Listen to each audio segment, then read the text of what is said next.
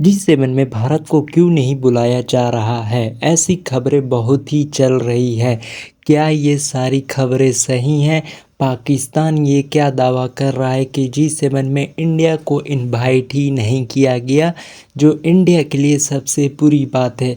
तो क्या G7 एक बहुत इम्पोर्टेंट मैटर करता है? ये पार्टी जो ग्लोबली लेवल में G7 को बनाया गया है, जो ये कनाडा हर साल रिलीज करता है G7, और इसमें बड़े बड़े कंट्री आती है और मेंबर भी बनती है। और एक चीज़ है कि इंडिया इसका मेंबर नहीं, लेकिन इंडिया को एक गेस्ट के रूप में बुलाया जाता है।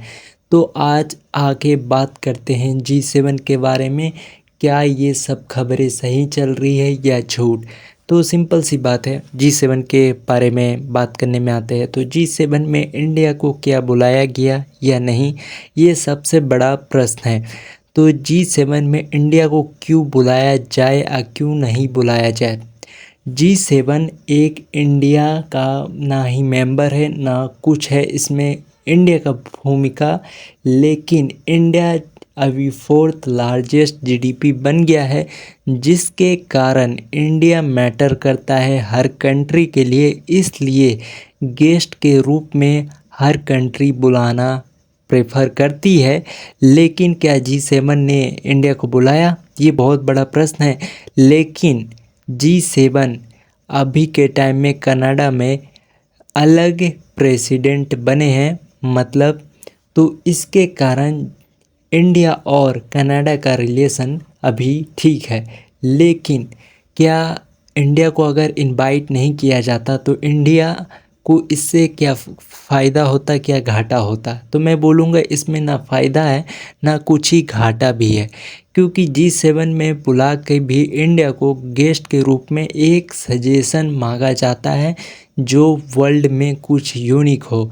लेकिन G7 में अब उतनी पावर रही नहीं, उतना इम्पोर्टेंस कोई उसे देता नहीं है। G7 को जिस तरीके से ब्रिक जो आई है उसे सब देते हैं। ब्रिक्स आई है, जब से इंडिया ने ब्रिक्स को बड़े बड़े कंट्रियों के साथ कोलैब करके खोला है, तब से यूनाइटेड स्टेट और यूरोपियन कंट्री पागल सी रहती है। एक चीज़ तो मानना पड़ेगा, ब्रिक्स के आने से इंडिया की ग्रोथ तो हो रही है, और चाइना और रसिया को इससे बहुत ही फ़ायदा होता है। इससे ये फ़ायदा होता है कि चाइना का जो युआन है वे दिन प्रतिदिन एक ताकतवर बनते जा रहा है। आज नहीं तो कल डॉलर को भी पीछे युआन कर ही देगा। लेकिन इंडियन करेंसी को भी इससे फ़ायदा होता है, क्योंकि युआन जैसे जैसे बढ़ेगा वैसे वैसे इंडियन करेंसी भी पीछे पीछे भागता हुआ आगे आएगा। लेकिन वो एक दिन दूर नहीं जब युआन को भी इंडियन करेंसी पीछे कर देगी और डॉलर बहुत ही पीछे छूट जाएगा। लेकिन सबसे बड़ी बात ये है कि G7 में इनवाइट हुआ कि नहीं, तो G7 में डायरेक्ट इनवाइट आया है कनाडा की तरफ से। तो ये सब जो पाकिस्तान में प्रोपोगेंडा और इंडियन न्यूज़ कुछ चैनल है जो उनके न्यूज़ को इस तरीके से दिखाते भी हैं। लेकिन सबसे बुरी बात तो ये है कि यूनाइटेड स्टेट अमेरिका भी इस चीज़ की पुष्टि कर देता है कि G7 को में इंडिया को नहीं बुलाया गया है। लेकिन वहाँ की कुछ छोटी मोटी एजेंसी और बड़ी बड़ी एजेंसी जो न्यूज़ चैनल चलाती है, वे ये बोल देती है कि G7 में इंडिया को नहीं बुलाया जा रहा है। लेकिन ये सब बात फॉल्स निकलती है, और मिस्टर नरेंद्र मोदी खुद ही पोस्ट करके इस चीज़ की पुष्टि कर देते हैं कि मुझे बुलाया गया है और स्पेशली कॉल करके बुलाया गया है। लेकिन इसमें सबसे बड़ी बात यह है कि इतनी G7 में इम्पोर्टेंस इंडिया को क्यों दिया जाता है? क्योंकि इंडिया का इम्पोर्टेंस इसलिए बढ़ जाता है क्योंकि अगर इंडिया को अगर नहीं बुलाया जाएगा G7 में, तो इन G7 को उतना पावरफुल देख पाना नामुमकिन है। क्योंकि अभी यूरोपियन कंट्री इंडिया से जिस तरीके से पीछे हो गई है, इस कारण अब कोई कंट्री यूरोपियन में इतनी स्ट्रॉन्ग रही नहीं, इस कारण इंडिया को बुलाना बहुत ही ज़रूरी होता है, क्योंकि G7 तभी पावरफुल दिखेगा। क्योंकि इंडिया अभी जिस तरीके से पावरफुल बनते जा रहा है, इंडिया को हर जगह इनवाइट करना ही पड़ता है, हर कंट्री को, कोई भी मीटिंग हो।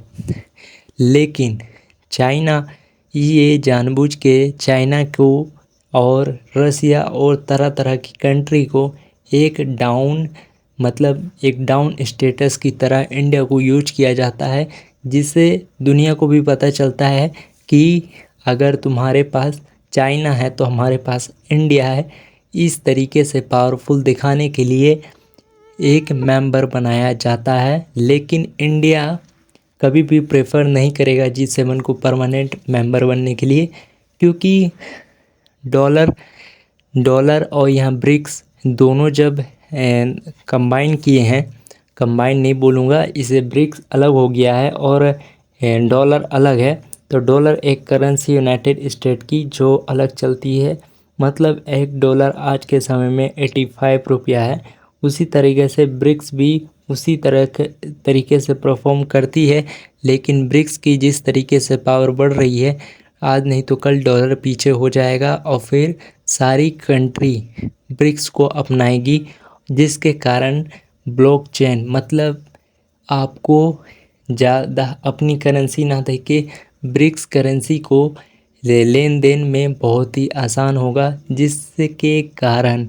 आपकी करेंसी की वैल्यू भी उतना ही रहेगी जितनी ब्रिक्स करेंसी की वैल्यू रहेगी। इससे सारी कंट्री को फ़ायदा होगा, और इससे एक चीज़ का और फ़ायदा होगा कि आपकी करेंसी कमज़ोर भी रहती है, फिर भी आप ब्रिक्स करेंसी के साथ आपकी करेंसी जुड़ी हुई है, तो आपको घाटा नहीं होगा किसी भी तरीके से। आपके रिसोर्स को लिया जाएगा तो उतना ही पैसा लिया जाएगा और दिया जाएगा जितनी मूल्य है। इसलिए ब्रिक्स करेंसी की निर्माण हुआ था, और लेकिन ब्रिक्स करेंसी का निर्माण तो इंडिया और चाइना और रसिया ने एक प्लान बनाकर किया था डॉलर के विरुद्ध। लेकिन डॉलर पावरफुल तो है, लेकिन डॉलर को यूज करने पे भी टैक्स अमेरिका लगाता है। जो अमेरिका में काम करते हैं इंडियन सिटीजन, उन्हें अगर इंडिया में डॉलर भेजना है तो 5% टैक्स देना पड़ेगा। ये अमेरिका ने इसी साल रूल बनाया है मई में ये रूल तो बना दिया, लेकिन उसे ये नहीं पता कि ब्रिक्स करेंसी भी एग्जिस्ट करती है, जिसके कारण ये करने के कारण डॉलर की वैल्यू और गिरना शुरू हो जाएगी। और जिस तरीके से डोनाल्ड ट्रंप तरह तरह के सैंक्शन लगाते रहते हैं, तो अपनी करेंसी को खुद ही कमज़ोर बनाते रहते हैं, जिसके कारण आज नहीं तो कल वहाँ भी एक बहुत बड़ी ग्रोथ रुकेगी। और जिस तरीके से 1% या 2% की ग्रोथ हो रही है, आज नहीं तो कल इंडिया या चाइना नंबर 1 की पोजीशन हैंडल करेगा, फिर इस चीज़ की वैल्यू पता चलेगी। लेकिन G7 के बारे में यही मैं बोलूँगा कि G7 में इंडिया को फुल्ली इनवाइट किया गया है, इस बात में कोई दिक्कत नहीं है।